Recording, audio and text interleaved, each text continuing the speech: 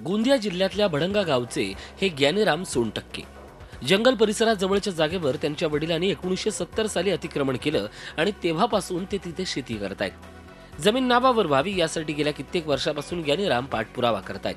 गेल्या काही दिवसांपासून वन विभागातील कर्मचारी मोजणीसाठी अतिक्रमित असल्याच्या नावाखाली पैसे उकळतायत असा आरोप सोनटक्केंनी केलाय।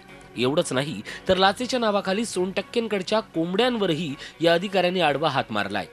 ये जमीन अतिक्रमणची आहे, तुम्हाला पट्टा मिळला का?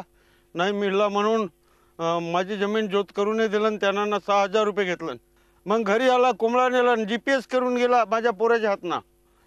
पण यांना त्या वन विभागामध्ये केस आहे म्हणते, तुमच्या म्हणते माझ्या हातनं काही होणार नाही म्हणलं। 4-5 कर्मचारी आले, त्यांनी मला 2000 रुपये मागितला। आपल्या गावचा ट्रॅक्टर आणला होता, त्या ट्रॅक्टरला थांबवले होते त्यांनी। म्हटले की तू ट्रॅक्टर इथे जोतू नको बघ, त्याला मी समजवलं तर 2000 रुपये घेतला माझ्यासोबत। त्यानंतर आता जे नवीन आले त्यांनी ते पण पैसे घेत आहेत माझ्यासोबत। आता हर वर्षी म्हटला तर असेच पैसे घेऊ मला ते जागा राबवावं लागते। वनरक्षक विनोद आडे यांनी मात्र सोनटक्केंचे सर्व आरोप फेटाळलेत। त्याचं म्हणणं आहे की बाबा तुम्ही पैसे घेतलेले आहे, मी कोंबडा पण घेतलेला आहे। तो नाही सांगू शकत, तर तू कॉन्फिडेंटली बोलून राहिला सर। तो सांगेल ना, त्यांना आणला माझं सर। त्यांनी आमच्याकडे लिगली तक्रार केली आहे सर। आपलं स्पष्ट म्हणणं आहे की नाही घेतले पैसे आणि कोंबडा।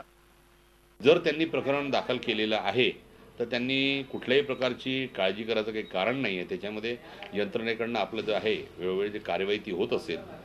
आता कुठल्या कारणास्तव विलंब आहे याच्यामध्ये आपल्याला चौकशीमध्ये जावं लागेल।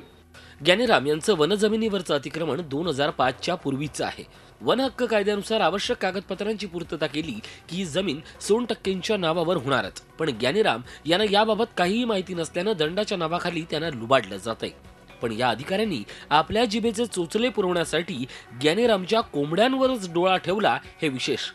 माधव चंदनकर, झी मीडिया, गोंदिया। झी 24 तास रहा एक पाऊल पुढे।